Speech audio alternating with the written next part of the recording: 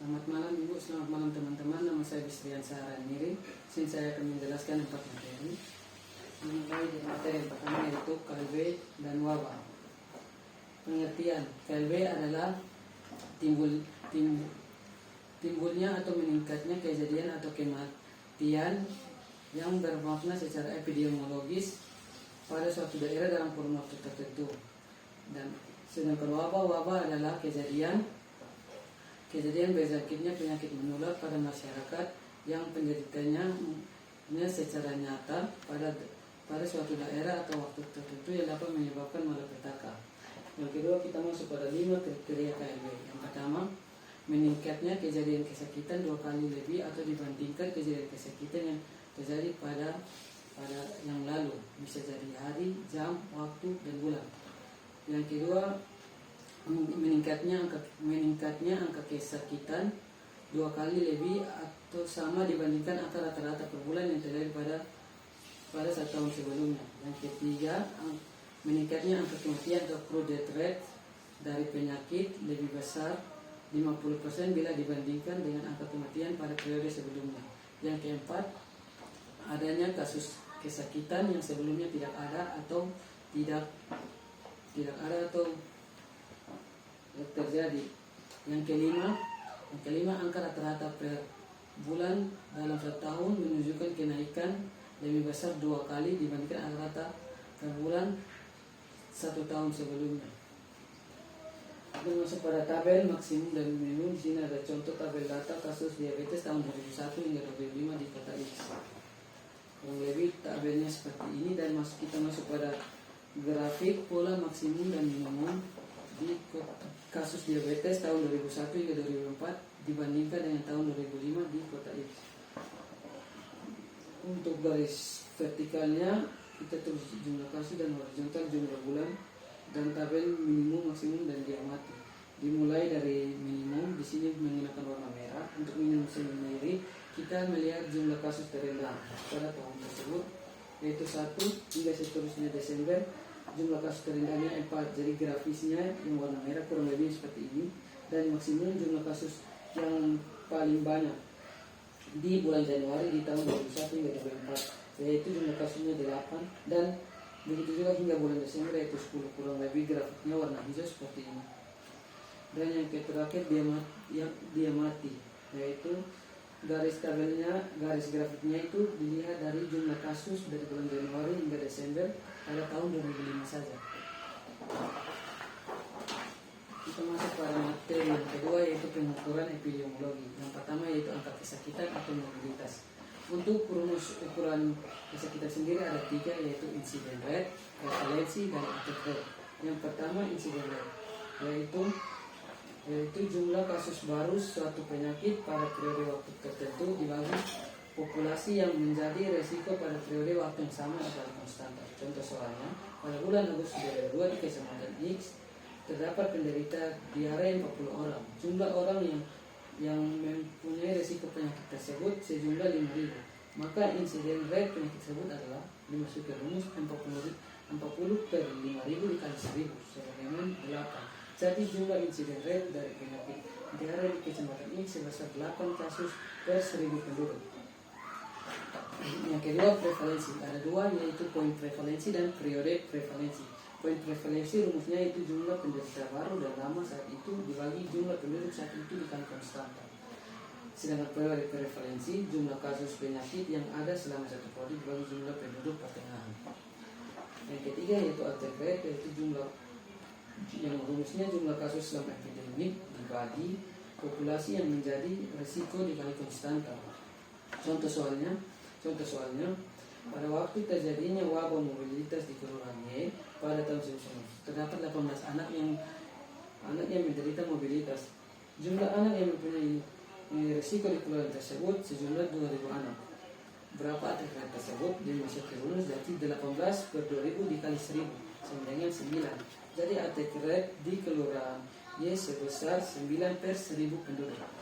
Yang kedua yaitu angka kematian atau mortalitas. Yang pertama itu true death rate, yaitu angka kematian kasar dengan rumus jumlah keseluruhan jumlah kematian per jumlah penduduk pertengahan dikali konstanta. Contoh soalnya, di suatu kota berpenduduk 2.400 jiwa per 20 Juni tahun 2004 tercatat sejumlah 20.000 kematian selama 2004. Hitunglah CDR tersebut. Dimasukkan rumus 20.000 per 2.400 jiwa dikali 1.000. Hasilnya 8,3. Jadi CDR di kota tersebut tahun 2004 adalah 8 orang per 1.000 penduduk. Yang kedua, growth birth rate, yaitu angka kelahiran kasar. Rumusnya jumlah kelahiran selama setahun per banyaknya penduduk pertengahan tahun dikali konstanta. Contoh soalnya, banyak kelahiran di Jawa Timur pada tahun 2002 adalah 1.644.440 orang baik. Banyaknya penduduk Jawa Timur pada pertengahan tahun 2002 sebesar 4.226.820 orang. Itulah CBR tersebut. Dimasukkan rumus 164.440 dibagi 4.226.820 dikali 1.000. Hasilnya 38,9.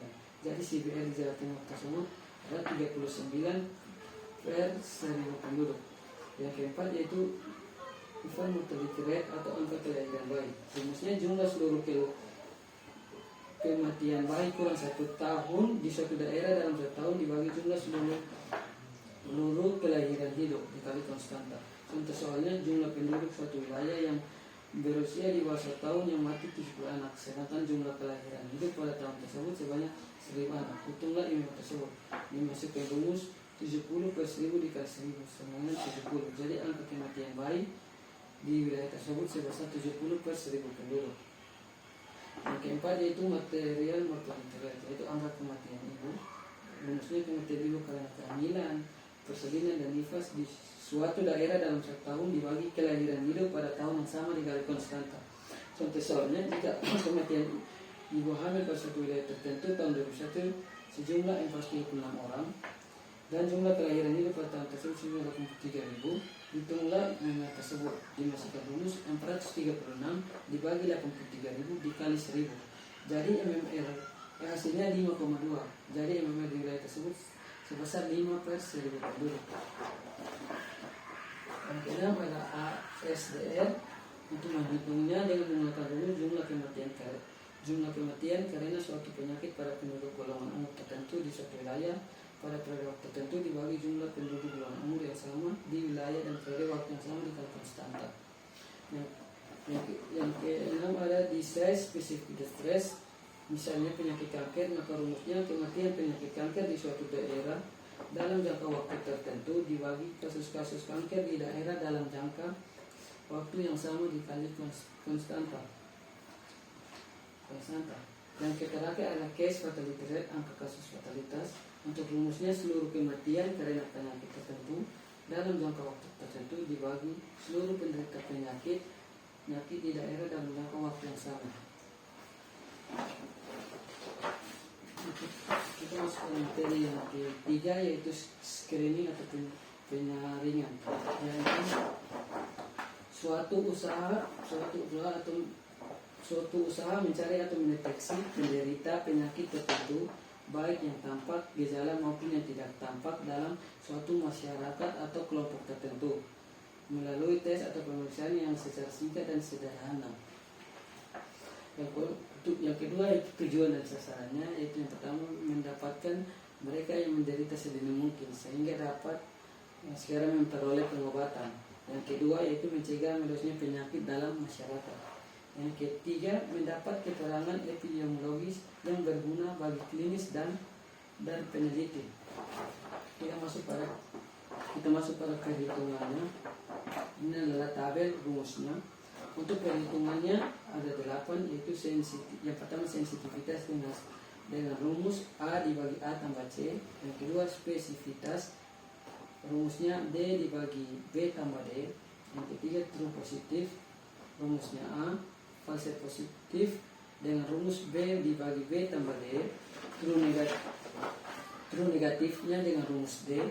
False negatif dengan rumus C dibagi A tambah C. Negatif predictive value atau NPV dengan rumus D dibagi C ditambah D. Dan terakhir positif predictive value atau nilai ulangan positif dengan rumus A dibagi di A tambah B. Contoh soalnya seperti ini dalam bentuk tabel. Contoh pertanyaannya, berapa true positif dan true negatifnya? True positifnya 200 karena A, dan true negatifnya 600. D. Berapa fase positif dan fase negatif? Fase positif dengan B dibagi B tambah D, hasilnya 0,3. 300 dibagi 300 tambah 600, D hasilnya 0,3. Fase negatif dengan C dibagi A tambah C, jadi 300, jadi 400 dibagi 200 tambah 400, jadi hasilnya 0,6. Dan soal yang ketiga, berapa PPV dan NPV? Untuk PPV sendiri yaitu rumus A dibagi A tambah B bersama 200 dibagi 200 tambah 300, hasilnya 0,4. Dan NPV itu rumusnya D dibagi C ditambah D, 600 dibagi 400 tambah 600, hasilnya 0,6. Dan soal yang terakhir, berapa sensitivitas dan spesifitasnya? Sensitivitasnya dengan rumus A dibagi A tambah C sebagai 200 dibagi 200 tambah 400 sama 0,3. Dan spesifitasnya adalah D, rumusnya D dibagi B tambah 6 sebagai 600 dibagi 300 tambah 600, hasilnya 0,6. Dan kita masuk ke materi yang terakhir yaitu desain studi epidemiologi. Yang pertama yaitu cross sectional studies, yaitu desain penelitian yang mempelajari hubungan penyakit, outcome, dan penjajaran exposure dengan cara mengamati status pajanan atau paparan dan penyakit secara serentak atau bersamaan sekaligus pada suatu waktu atau periode. Kelebihannya, penyelesaian penggunaan data cepat dan efisien. Kelemahannya, penelitian ini sangat lemah bila digunakan untuk menganalisa hubungan kasual, yaitu sebab akibat antara pajanan dan penyakit. Yang kedua yaitu case control studies, yaitu rancangan penelitian yang mempelajari hubungan antara pajanan dan penyakit dengan cara membandingkan kelompok kasus dan kelompok kontrol berdasarkan status pajanan atau paparannya. Untuk memilih desain ini diperhatikan keserupaan antara kontrol dan kasus.